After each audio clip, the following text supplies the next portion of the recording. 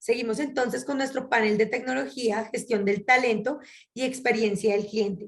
El arte de conectarse con la historia que hay detrás de cada deudor, a cargo de la señora María Luisa Espinosa, el señor Santiago Lozano y el señor Germán Teichmann, quien nos acompaña como moderador y quien ha viajado desde Chile para estar aquí con nosotros hoy. María Luisa Espinosa es ingeniera industrial de la Escuela de Ingeniería de Antioquia, con maestría en Marketing y Ventas de la Universidad EAI.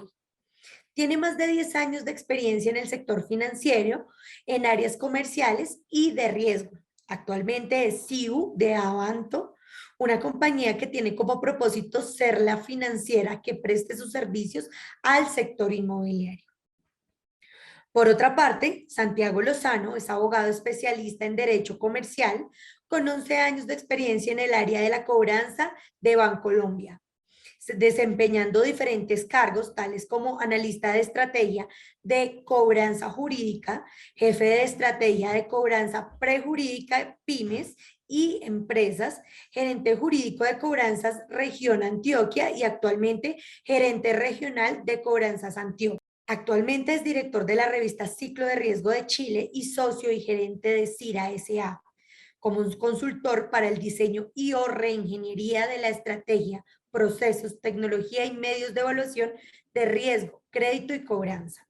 Ha trabajado como consultor y asesor de diversas instituciones en Latinoamérica, el Banco Pichincha y Tata Consulting Service en Ecuador, Banco Caja Social y la compañía Financiamiento Finamérica S.A.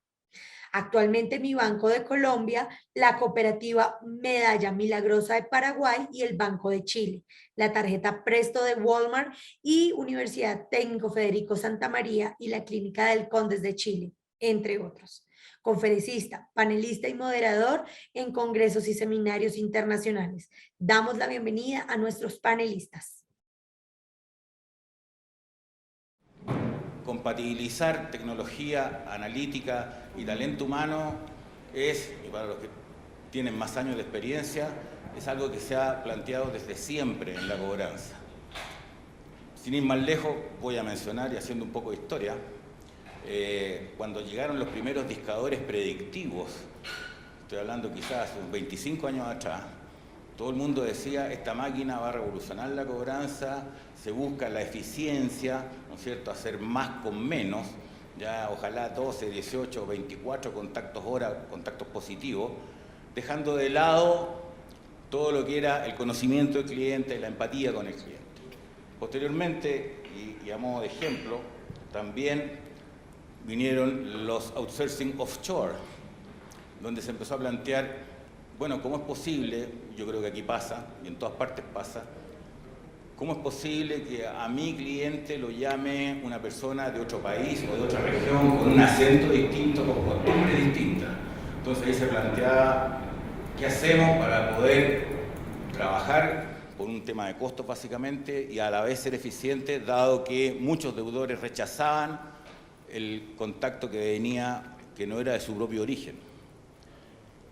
El Habeas Data no hace mucho condicionó todo lo que era la recopilación de datos y el análisis de los datos, sobre todo antes de poder determinar y justificar su fuente de origen, por lo cual eso también en algún momento dado fue algo que hubo que ponderar dentro del uso de la herramienta. Y sin ir más lejos, hoy día tenemos, por ejemplo, los bots de voz y el mismo WhatsApp, donde a través de brevísimas palabras o frases que uno puede escribir, tiene que compatibilizarlo con llegar a un resultado positivo. Todas estas cosas mezcladas, tecnología, análisis y talento humano, es algo que, reitero, no es nuevo, pero que dadas las condiciones que hoy día enfrenta todos los países, hay que ponderarlas e identificarlas de manera de poder llegar a los resultados que cada uno espera. Para eso, le quiero preguntar a María Luisa, como primera pregunta, la digitalización, tal como lo hemos escuchado hoy día, llegó para quedarse. Se requiere mayor conexión con los clientes, mayor calidad de servicio y mejores habilidades de negociación. ¿Cómo crees tú que se puede alinear estos dos extremos, atención personalizada con atención digital, básicamente para lograr el equilibrio y el equipo entre talento humano y tecnología e inteligencia. Mil gracias. Bueno, buenas tardes para todos.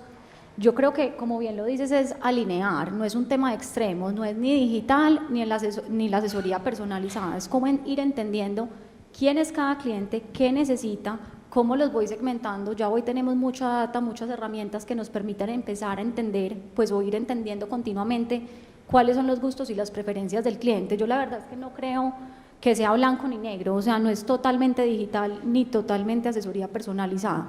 Es ir entendiendo qué es lo que necesita el cliente, cómo obviamente también lo voy migrando al canal que sea más eficiente y más efectivo, porque si bien, digamos, se complementan, pero yo tengo que empezar a entender por dónde nace y cómo lo voy migrando. Yo creo que un modelo híbrido es muy valioso, donde tú empiezas digital, pero esa persona que es capaz de terminar digital, termina, pero el que no, porque tiene alguna duda, porque necesita una asesoría, pues pone un clic y lo atiende un asesor, ya sea que se le derive una llamada, un WhatsApp.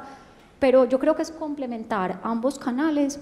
Les cuento un poquito pues de nuestra experiencia en Avanto. Cuando nosotros empezamos, diseñamos un proceso 100% digital y así funciona muy bien para algún tipo de clientes. Realmente hay clientes que necesitan una asesoría, hay clientes que inician los procesos y llegan a un momento y dicen, bueno, ¿y ahora cómo sigo? Porque esto es un tema pues cultural y de recurrencia, creo yo. La primera vez puede costar un poquito, pero ya después uno es capaz de hacerlo solo. Entonces es tener esa mezcla en mi concepto que te permita coger lo mejor de ambos mundos partiendo del conocimiento del cliente. Gracias, María Luisa. Santiago, y llevando esto hoy día al campo del talento humano y de las condiciones que se viven. Evidentemente los deudores, muchos, y lo he escuchado hoy día en la mañana, aparecieron nuevos deudores, gente que nunca había estado en mora o en default, entraron en estas condiciones. Y lo que es peor, incluso no por sus razones, sino por causas exógenas. Sus comercios cerraron, sus clientes no pudieron seguir funcionando, no compraron. Un sinnúmero de causas que no fueron generadas por ellos, sino que son externas, que todos sabemos por qué ocurrieron. ¿Cómo se incorpora la empatía con estas personas dentro de las técnicas o tácticas y estrategias de recuperación, sin perder fuerza en el desarrollo de la gestión de cobranza? Bueno, buenas tardes para todos. María Luisa, Hernán, Beatriz, un placer estar pues aquí con ustedes. Muchas gracias por la invitación. Bueno, yo creo que empatía hoy tiene que estar en cualquier relación interpersonal. Yo creo que la empatía hoy, con base en todo lo que vivimos el año pasado y considerando la demostración de la vulnerabilidad como humanos que tenemos, hizo que, como lo mencionó Hernán, se tuvieran unas afectaciones grandes en unas personas más que en otras, ¿cierto? Entonces pienso que el concepto de empatía como tal tiene que estar en cualquier relación interpersonal. Empatía con los papás, con las mamás, con los hermanos, con las hermanas, con las esposas, etc. Ahora bien, yo empatía, considerarlo como una técnica o una táctica, no lo veo así en la cobranza. Yo pienso que la empatía tiene que ser un atributo que debe estar en el ADN, o tiene que ser un concepto o atributo que esté 100% interiorizado en el gestor, ¿cierto? El gestor de cobranza hoy tiene que tener la capacidad de generar esas conversaciones de confianza, cercanas, cálidas, y de pronto salirnos como del libreto. Y ahorita lo escuchaba un poco en el panel de las 11 de la mañana. Tenemos que entender muy bien las situaciones de los clientes, y esto se logra a través de esa empatía. Y es muy importante clarificar cómo ese concepto de empatía respecto a cómo lo atendemos sin perder la fuerza en la cobranza. Empatía definitivamente es el proceso. Empatía tiene que ser entender, escuchar, acompañar. Empatía tiene que ser educar, y no puede ser vista la empatía en la cobranza como condonar más, no puede ser vista como, no sé, descontar honorarios o simplemente acceder a todo lo que el cliente diga. Eso no puede ser solamente empatía. Yo creo que, considerando ese concepto desde el proceso, no ponemos en riesgo el resultado ni la fuerza en la gestión de cobranza. Entonces, insisto, no lo veo como una técnica o táctica, sino que tiene que ser un atributo que esté en cada uno de los gestores de cobranza. Claro, es importante ahí no sacrificar el resultado, porque si bien es cierto, uno puede empatizar con mucha facilidad, ¿no es cierto?, con el deudor, también tiene, entre comillas, empatizar con tu administración y con tu accionista que le está pidiendo resultados. Entonces, tienes que empatizar hacia el deudor y tienes que empatizar hacia el mandante. Esa es la dificultad también que hay que de alguna manera solventarlo. ¿Es así tú? Tal cual, yo pienso que definitivamente, y nosotros en la experiencia que tuvimos en el banco, con todo lo que pasó en el 2020, quisimos reforzar ese concepto de empatía. Y creo que al principio los equipos se estaban confundiendo en que empatía es, venga que tenemos que condonar, venga que es todo lo que diga el cliente, vamos a hacer lo que el cliente esté planteando. No, tiene que haber ese gana-gana. Insisto, el proceso es empático, más no la solución que solamente beneficia al cliente. Tiene que haber ese justo equilibrio donde tengamos ese gana y gana. Ya, perfecto. María Luisa, tú que estás en el mundo de la tecnología, ¿cómo se pueden impulsar y potencializar los procesos de innovación en las compañías para que las empresas y las entidades financieras puedan navegar con éxito en esta etapa de cambios que probablemente es una etapa de cambios sin precedentes que se nos dejó caer a toda la industria, a todos los mercados, a todos los países? Bueno, yo creo que es como desde dos frentes. El primero es a nivel empresa, a nivel corporativo, con esas grandes apuestas que se hacen de cara a la innovación, productos, servicios, mejoras en el modelo de experiencia, digamos que esas súper jugadas disruptivas que van a lograr que la empresa migre a otro estado. Y esto pues obviamente va soportado en la estrategia de la compañía y nuevamente en ese conocimiento del cliente, o sea, qué es lo que el cliente quiere, qué es lo que el cliente necesita. Y digamos que eso es un camino, pero muchas veces uno ve la innovación como algo súper gaseoso, a uno lo llevan a una charla de innovación y le dicen, bueno, hay que innovar. Y todo el mundo se queda como, bueno, y entonces, porque realmente esto es un concepto y algo muy cultural, esto no es un cambio del día a la noche y no es que todos fuimos a una charla hoy ni que los directivos pues tienen, digamos, una visión que está muy bien, pero esto es del día a día, o sea, yo no me levanto un día y ya soy innovador, yo puedo ir encontrando pequeñas acciones en mi rol, de acuerdo, las grandes estrategias de la compañía van y todos vamos, digamos que buscando ser disruptivos o innovadores en ese sentido, pero yo como también en mi día a día, en mis procesos, en el contacto con los clientes, empiezo a identificar esas oportunidades donde puedo innovar. Yo creo que el término, pues a lo largo de los años nos lo han puesto como muy arriba, entonces uno le dice en innovación y uno se imagina pues el cohete, no sé qué, no, o sea, uno puede innovar en las cosas del día a día, simplemente retando lo que hace, pensando en hacer las cosas diferentes y en ir oyendo lo que el cliente te dice, porque tal vez te lo han dicho mucho, pero nunca has tomado la acción que te lleve a hacer las cosas diferentes. Creería que se complementa, digamos, desde lo individual y desde la visión estratégica. Santiago, y en este nuevo entorno, con mayores retos y desafíos que hay, particularmente también en el ambiente de innovación, ¿cómo crees tú que los equipos de cobranza pueden soportar estos retos y desafíos y cómo enfrentarlos? Hernán, yo parto del contexto nuevamente. Yo creo que este es un contexto complejo desde lo social, desde lo económico. Y pienso que tenemos unos desafíos en las áreas de cobranza muy desde los gestores y conectando pues con la experiencia del cliente. Tenemos que tener equipos con una capacidad inmensa de generar confianza en las conversaciones con los clientes. Tenemos que tener equipos con unas habilidades conversacionales muy marcadas que permitan que el cliente se sienta cómodo, se sienta tranquilo y en confianza de poder contar su historia o su dificultad. Y con esto veo como el segundo reto, y el segundo reto tiene que estar encaminado en que con esa información que nos da el cliente, en ese ambiente de confianza con nuestro gestor, tiene que tener la capacidad de crear producto, y hablo crear producto es generar soluciones a la medida, ¿cierto? Por lo menos que puedan cumplir en una gran parte la necesidad que tiene el cliente.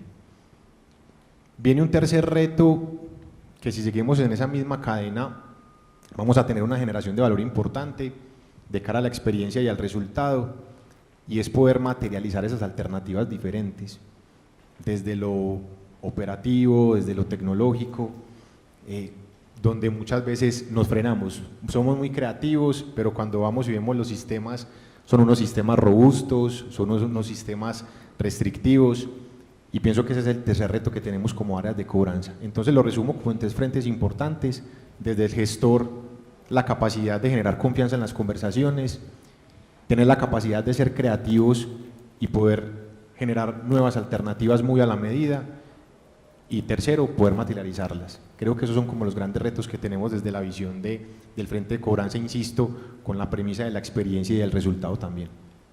Pero profundizando un poco con lo de la capacidad del talento humano para adaptarse, ¿no es cierto? Los equipos de trabajo tú los tienes desde antes de la pandemia. ¿Tú crees en la factibilidad de poder hacer un proceso de transformación de las personas que gestionan de manera de lograr esas habilidades? En mi opinión no es un proceso fácil. ¿No crees tú que es un tremendo reto, no solo el que estén, sino que transformar a los que están? Hernán, definitivamente, y vuelvo al punto que conversaba hace un momento sobre ese concepto de empatía inicialmente. Muchas veces los gestores estaban muy libreteados, entonces simplemente voy a la gestión de cobranza, pregunto el por qué, cuál es la mora, una información muy por encima, y esto es lo que tengo para ofrecerte. Nunca había una escucha activa para poder determinar e identificar precisamente cuál era la dificultad por la cual estaba pasando el cliente. Entonces, para responder a tu pregunta, es un trabajo fuerte, es un trabajo que tenemos que seguir haciendo con los equipos y sobre todo con personas que llevan mucho tiempo en la labor de cobranza, pero creo que es un reto que los equipos han asumido muy bien. Insisto, desde esa visión empática en cualquier relación interpersonal, creo que eso nos ha hecho un poco más sensibles y nos permite de pronto una facilidad al momento de bajar este mensaje a los equipos de cobranza, pero definitivamente es un reto cambiar un chip de una gestión que venía de cierta forma, hacerla un poco más cercana y quitar ese estigma de que los bancos no ayudan, de que los bancos no perdonan. Ese es un gran reto, pero creo que vamos muy bien. María Luisa, desde el lado de la tecnología, ¿crees tú que la tecnología se puede colocar al servicio del talento humano y no al revés? Yo creo que sí, y creo que es cambiar un poquito la visión. Yo creo que todos hemos oído mucho que, pues, o muchas personas comentan, es que va a llegar la tecnología y qué susto, y es que nos vamos a quedar sin trabajo, y es que cada vez va a ser más automático. Entonces ahora los que vendemos, ¿cómo vamos a vender si todo es digital? Los que cobramos, ¿cómo vamos a cobrar si todo es digital?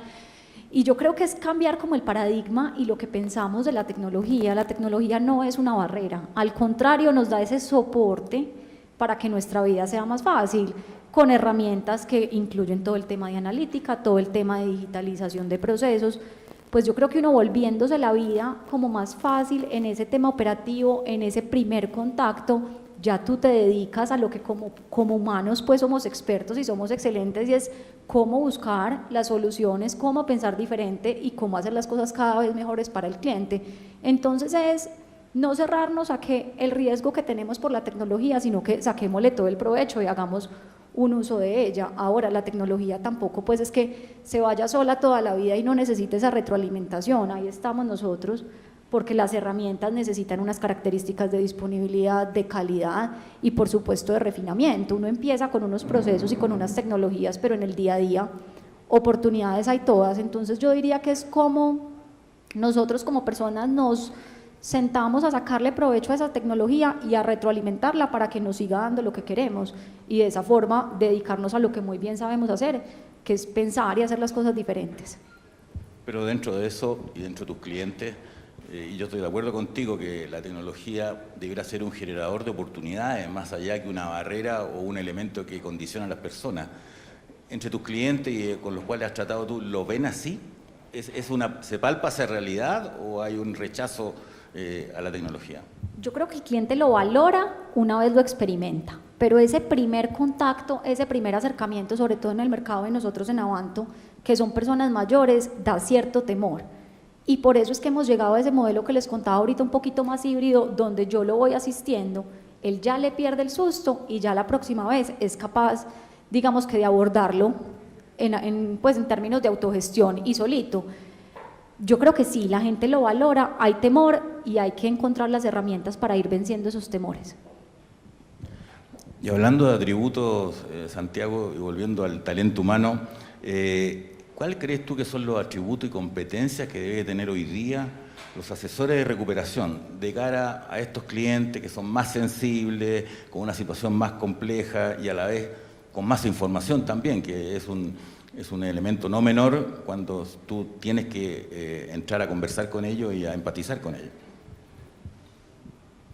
Hernán, pienso que tenemos unos retos grandes en esa transformación de los equipos, como los mencionabas hace un momento. Y definitivamente los atributos de esos gestores tienen que estar enmarcados en empatía, en poder generar… ¿Se está escuchando feedback, cierto?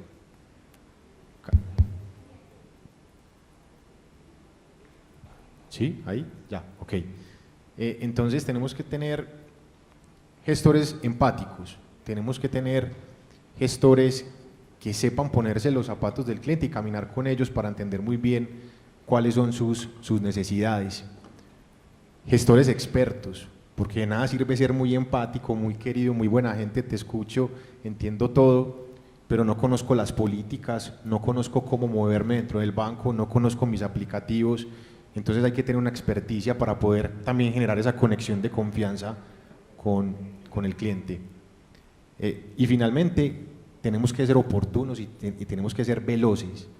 Hoy lo que más de pronto genera fricción con el cliente son como esos tiempos muertos, cuando no tenemos la capacidad de resolver una petición rápido, cuando no tenemos la capacidad de ser oportunos ante un mensaje de un cliente. Entonces pienso que ese es otro de los atributos que tenemos que tener como gestores. Empatía, cercanía, calidez, todo enmarcado en ese punto de la empatía, criterio experto y definitivamente velocidad y oportunidad. Creo que esos son los atributos más valiosos en estos momentos, insisto, de cara a cuidar la experiencia. Muchas gracias. María Luisa, hay un tema que en tecnología uno siempre mira todo lo positivo, las externalidades positivas que trae la incorporación de la tecnología, pero pocos se preparan para las externalidades negativas. ¿Cuáles crees tú que son los errores más importantes que se pueden cometer o que no hay que cometer en el momento que se incorpora tecnología? Porque eso evidentemente van a causar un rechazo dentro de la organización. Yo creo, y llevándolo un poquito al mundo, pues como de las nuevas empresas, diría que el primero es creer que como uno diseña todo va a funcionar perfecto. Y que uno sentado en un escritorio va a ser capaz de diseñar la tecnología, las experiencias del cliente, los productos y los procesos, y eso se va a ir, digamos que así. Yo creo que el reto más grande es si uno se centra, uno empieza, diseña, pero tiene que ser flexible y tiene que ir encontrando cómo adaptarse, porque la verdad es que la vida, pues muchas veces no es como uno la tiene cuando diseña inicialmente un producto o una empresa. Lo segundo, diría que es diseñar las herramientas pensando que todos los clientes son iguales. Tenemos que contemplar diferentes tipologías, diferentes segmentos. Obviamente tampoco uno se puede ir al extremo de microsegmentar porque después operarlo se vuelve imposible, pero sí encontrar esos segmentos más representativos y desde la tecnología ir creando como las ramificaciones que permiten atender a cada cliente según sus necesidades. Y diría que el tercero es tal vez cuando uno, digamos que ya funciona la herramienta, viene funcionando bien y dejarla ahí, porque ya funcionó un día no quiere decir que permanezca en el tiempo, para siempre. Hay que seguir mejorando temas de experiencia de usuario, seguir nuevamente oyendo a los clientes para ver qué es lo que les está doliendo, y aquí me refiero mucho pues al cliente externo, pero también al cliente interno, porque muchas veces las herramientas van en función también de ayudar a los procesos de la compañía. Las herramientas necesitan refinamientos y no podemos dejarlas estáticas solo por el hecho que ya funcionan. Dentro de las cosas que tú mencionas, quiero tocar un tema que a veces es muy álgido en las compañías y dice relación con el apalancamiento en la alta administración que tiene la incorporación de tecnología. Ocurre en muchas instituciones, no digo que en todas, pero la tecnología es traída e incorporada a la organización por el área tecnológica. Y muchas veces esa incorporación es avalada por el gerente general, pero el resto de la alta administración no comparte esa, o no está en conocimiento, ¿no? Muchas veces no solo no lo comparte, sino no la conoce. ¿crees tú que no se puede cometer el error de no comprometer a toda la alta administración de la compañía en la incorporación de tecnología? Porque al final los costos lo van a pagar todos. Eventualmente la incorporación de tecnología, por ejemplo, significa capacitar nuevamente al personal o eventualmente desvincular personal. El gerente de personas tiene que estar al tanto de eso y así el gerente del talento humano. ¿Es necesario eso, crees tú? Absolutamente. Yo creo que parte de identificar la necesidad en los equipos, y hablando pues como de herramientas internas, donde necesitamos empezar a ser más eficientes los productos, pero nuevamente es que no se puede diseñar desde un escritorio. Si la persona que opera la herramienta, obviamente no puede estar todo el tiempo en la planeación, pero sí es importante como esas validaciones de esos prototipos y sentarnos a decirle el mismo proceso que tú haces hoy, qué va a implicar, y muchas veces ahí salen unas ideas, porque es que el día a día tiene demasiadas características que para los directivos también es imposible estar, digamos que al tanto de todo, diseñar las herramientas con todo y mucho más para el área de tecnología, que si bien la herramienta está, puede haber un detrás de cámaras muy grande que la gente, pues o las personas hagan de una forma manual. Entonces yo creo que es un círculo, desde la necesidad del cambio de una plataforma o la implementación, las personas que lo construyen, las personas que tienen, digamos, la visión del negocio, pero quien lo opera es fundamental. Y el tema de pruebas y de disponibilidad es importantísimo, porque si diseñamos la herramienta y la lanzamos, pues empieza a operar, pero resulta que no corre, entonces la gente hunde un botón y está ahí esperando a que le corra el programa. Entonces, desde las bases de infraestructura, de seguridad y por supuesto de que sí solucionen la necesidad de las personas, es importante que nos involucremos todos como equipo. Ya, perfecto. Santiago, las actuales condiciones exigen una aproximación diferente a cada tipo de deudor. ¿Cómo crees tú que se pueden desarrollar estrategias de cobranza que permitan una atención más personalizada en los diferentes nichos y segmentos, con productos y soluciones más a la medida, pero a su vez compatibilizando también con la incorporación de tecnología y con el uso de la analítica dentro del proceso? Hernán, empiezo ahí por cómo terminaste. Yo creo que la analítica ahí juega un papel fundamental. Esto es analítica. Tiene la capacidad de identificar no solamente para la originación de productos, es decir, captación a través del comportamiento transaccional. No, la analítica tiene que estar también en el plano de la cobranza. Y creo que ahí será valiosa y podemos empezar a generar estrategias cuando esa analítica nos muestre cómo podemos anticiparnos a las situaciones de los clientes a través de alertas, no sé, sectoriales, económicas, en fin, a través de esos modelos analíticos, cómo nos anticipamos a gestionar clientes, inclusive estando al día, pero que la analítica nos está diciendo pilas, que ese es un cliente que puede llegar a vencerse el día de mañana. Entonces, analítica, papel fundamental. Sin embargo, pues, y ahorita lo mencionaba María Luisa, esto tiene que estar acompañado también de un criterio de gestor, de negociador, eso no se puede perder, ¿cierto? Y hay otro punto importante, y es que no se nos puede olvidar, o por lo menos como las entidades financieras lo vemos, que hay dos mundos. Hay un mundo muy masivo, donde el sueño sería poderle llegar a ese segmento masivo con alternativas a la medida, pero es muy difícil, precisamente por ser un segmento con tantos clientes. Entonces, en esos segmentos masivos lo que tenemos que hacer es, a través de esa analítica, buscar las alternativas que logren acaparar, ¿cierto? Que logren abarcar la mayor cantidad de clientes e ir evolucionando e ir potenciándolo a través, pues, insisto, de analítica. Y está el otro frente, la otra segmentación, que son aquellos clientes de pronto con un ticket más alto, pymes, empresariales, donde definitivamente la solución a la medida es mucho más sencilla. Y donde a través de esos modelos, desde la analítica, donde nos permita anticiparnos, seguramente nos va a dar una solución muy de acuerdo a lo que el cliente necesita. Entonces, parto de la premisa de analítica, sin dejar a un lado el criterio del negociador y definitivamente diferenciando lo que necesita un segmento u otro. María Luisa, ¿tú crees que las empresas de tecnología financiera, que hoy por hoy básicamente tienen foco en lo que es la industria del crédito, el riesgo de la cobranza, pueden contribuir en la transformación de otros sectores ajenos, tanto a los bancos, a las cooperativas o al retail? Yo creo que sí, creo que el sector financiero ha venido teniendo una evolución que es notable. Hoy tenemos no solo las nuevas compañías, sino también cómo las compañías tradicionales han logrado transformarse a procesos más digitales de cara a la originación, de cara a la cobranza y de cara al mantenimiento.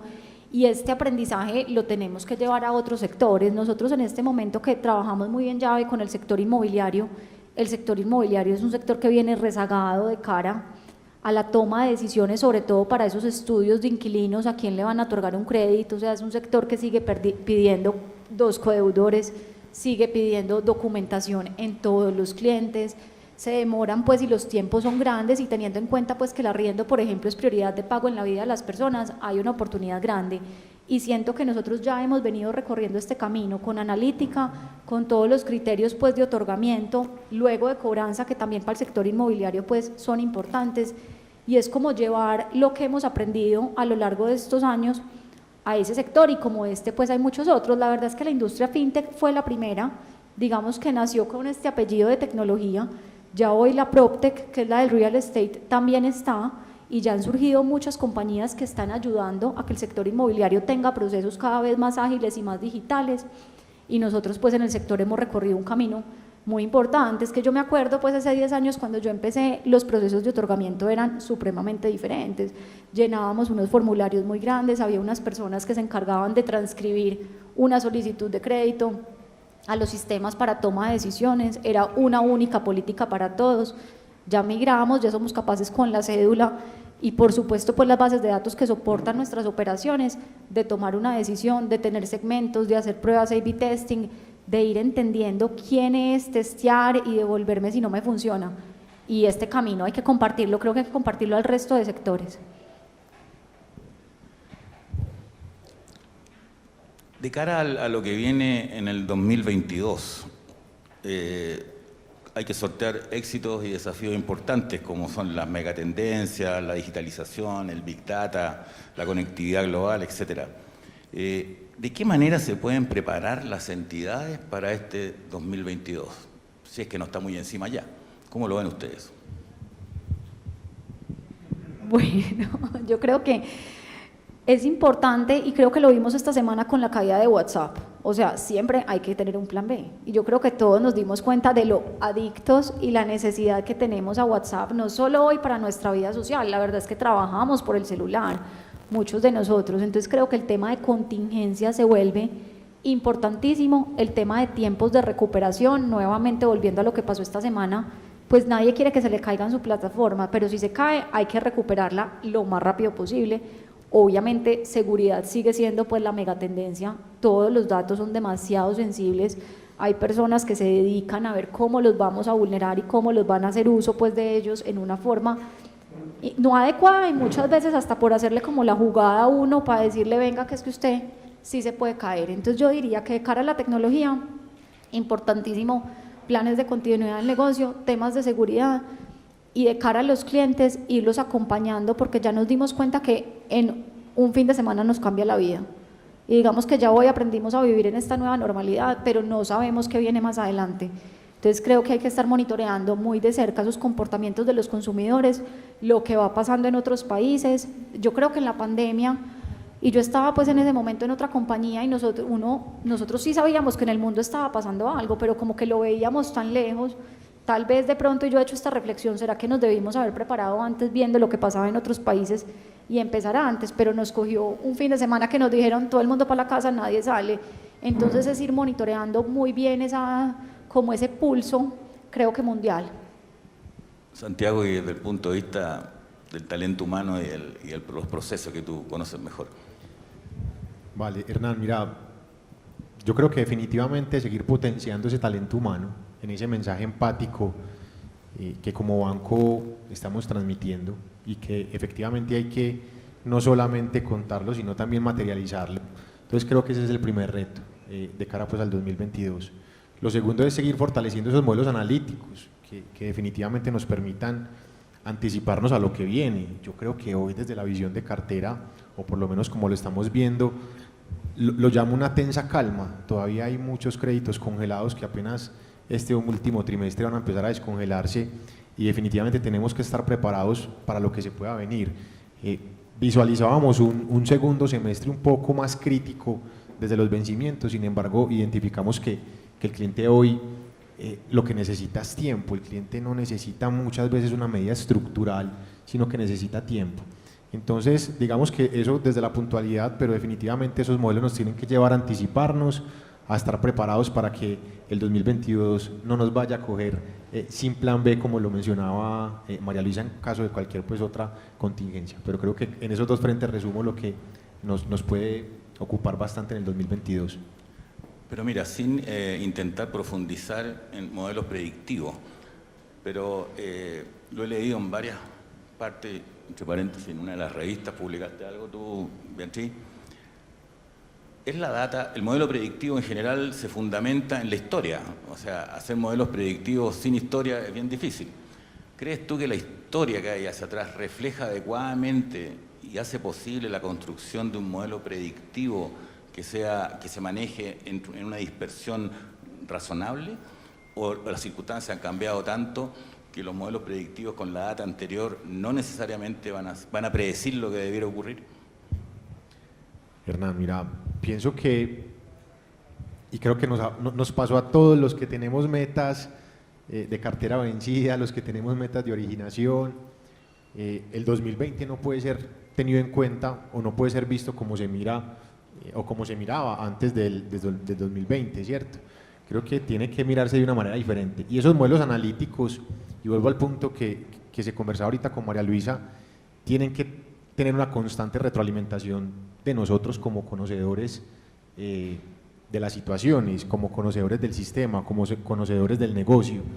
Entonces, definitivamente esto tiene que estar acompañado constantemente de nosotros.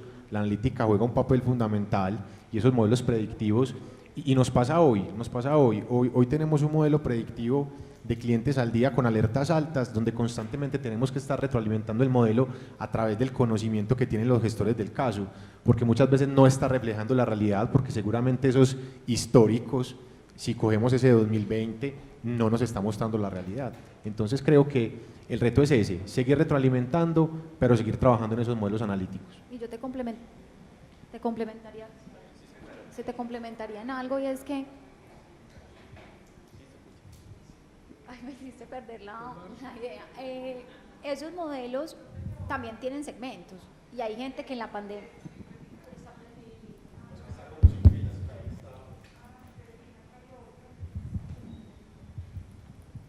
Ya, sí, ahora sí. Digamos que volvemos al tema de la segmentación. En el 2020 hubo muchas personas que tuvieron dificultades, pero también hubo otros sectores, hubo otras personas o negocios que se fortalecieron. Entonces yo creo que es empezar a mirar esa historia y también segmentarla e irla usando a las personas que hoy se parecen según la circunstancia del 2020, porque tampoco creo que sea como borrarlo de la historia, además porque no sabemos qué va a pasar, pero sí como uno de pronto le baja un poquito de ponderación dentro del modelo y lo empieza a adaptar según se vaya recuperando la cosa. Bueno, estamos en el tiempo ya. Quiero agradecer a ustedes la asistencia, por la atención que nos han brindado. Quiero darle las gracias a Santiago y a María Luisa por su contribución a este panel, y a ti, Beatriz, muchas gracias por darme la oportunidad de participar en este evento que siempre han sido y seguirán siendo muy interesantes. Gracias. Muchas gracias a la señora María Luisa Espinosa, al señor Santiago Lozano y al señor Hernán Teichmann por su panel tan interesante.